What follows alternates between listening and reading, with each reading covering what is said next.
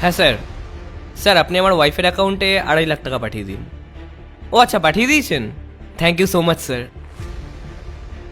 নেহা, একবার তোমার ফোনটা চেক করে দেখো তো, তোমার অ্যাকাউন্টে 2.5 লাখ টাকা ক্রেডিট হয়েছে। হ্যাঁ হ্যাঁ, চলে এসেছে। ও আচ্ছা, ক্রেডিট হয়ে গেছে, ঠিক আছে। তুমি এক কাজ করো, তুমি এই টাকা দিয়ে ওই স্কুটিটা আর ওই বলছিলে না আইফোন নেবে, ওটা নিয়ে নিও, আর বাকি টাকা যেটা বেঁচে থাকবে সেটা দিয়ে তুমি শপিং করে নিও। হ্যাঁ ঠিক আছে। হ্যালো। হ্যাঁ স্যার। কি, অফিস ট্যুরের জন্য বেরোতে হবে এখনই 30 মিনিটের মধ্যে? কি, 1 সপ্তাহের জন্য? আচ্ছা ঠিক আছে স্যার। নেহা, আমি অফিস ট্যুরে যাচ্ছি এক্ষুনি, 1 সপ্তাহের জন্য। তুমি তোমার খেয়াল রেখো, ঠিক আছে? আচ্ছা শোনো, কি হয়েছে? খাবারটা তো খেয়ে নাও। আরে না, আমার এখন খিদে নেই। রাহুল, 1 সেকেন্ড দাঁড়াও, আমার কথাটা তো শোনো। দেখো নেহা, তোমার যা কিছু বাকি আছে সেগুলো আমি ট্যুর থেকে ফিরে এসে তোমাকে দিয়ে দেবো, ঠিক আছে? আর দেখো, আমার কাছে এখন একটুও টাইম নেই, এমনিতেই আমার অনেক লেট হয়ে গেছে। আর তোমার যা কথা বাকি আছে সেগুলো আমি ফিরে এসে শুনবো, ঠিক আছে? এখন আমি আসছি। রাহুল, আমার কথাটা তো শোনো।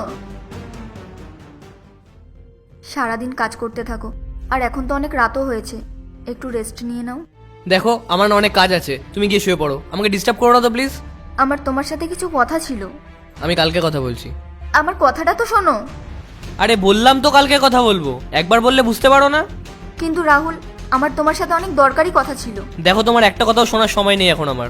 যাও গিয়ে শুয়ে পড়ো, আমাকে কাজ করতে দাও, আর প্লিজ আমাকে এখন ডিস্টার্ব করো না।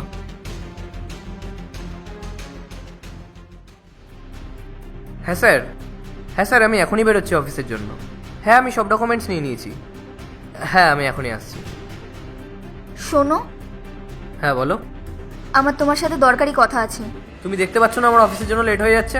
আমার একটা ইম্পর্টেন্ট মিটিং আছে, আমি এসে কথা বলছি। আমি তোমাকে কতবার বলেছি আমার তোমার সাথে ইম্পর্টেন্ট কথা আছে, আর তুমি তুমি তো আমার কথাই শুনছো না। আরে আমি বললাম তো আমার একটা ইম্পর্টেন্ট মিটিং আছে, আমার লেট হয়ে যাচ্ছে, বুঝতে পারছো না? রাহুল, তোমার কি হয়েছে? আমার জন্য তো তোমার কাছে কোনো টাইমই নেই।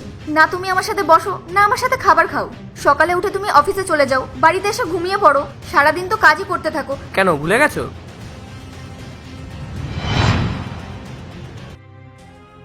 খুব খাটনি হয়ে গেছে আজকে। নেহা শোনো না, আমার জন্য 1 গ্লাস জল নিয়ে এসো না। নিজে গিয়ে নিয়ে আসো না। আরে নেহা, তুমি এমন কি করছো? বসেই তো আছো, যাও না, আমি অফিস থেকে এসেছি, 1 গ্লাস জল নিয়ে এসো না আমার জন্য। তোমার কি, আমি যা ইচ্ছে করি? আরে নেহা, তুমি এটা কি বলছো?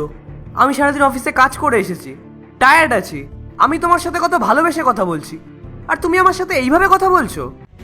কি করব আমি এমন ভালোবাসার? এমন ভালোবাসা দিয়ে না জীবনের ইচ্ছে পূরণ হয় না।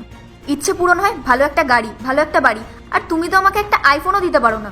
ঠিক আছে নেহা, তোমার কি কি লাগবে বলো, তুমি একটা লম্বা লিস্ট বানিয়ে দাও আমাকে, আমি চেষ্টা করবো তোমার সেই ইচ্ছেগুলো পূরণ করার। আচ্ছা, লিস্টের কথা বলছো? ঠিক আছে, 1 সেকেন্ড দাঁড়াও। এই নাও, আমি অনেকদিন আগেই লিস্ট বানিয়ে রেখেছি। আর হ্যাঁ, তোমার মধ্যে ক্ষমতা থাকলে আমার এই ইচ্ছেগুলো পূরণ করে দেখিও। এই নাও, ধরো।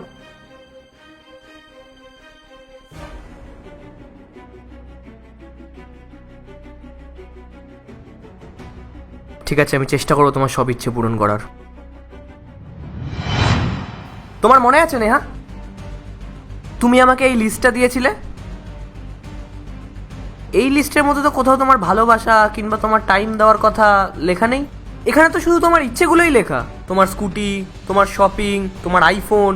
আমি তোমার সব ইচ্ছে পূরণ করার চেষ্টা করছি, অলরেডি অনেকগুলো পূরণও করে দিয়েছি।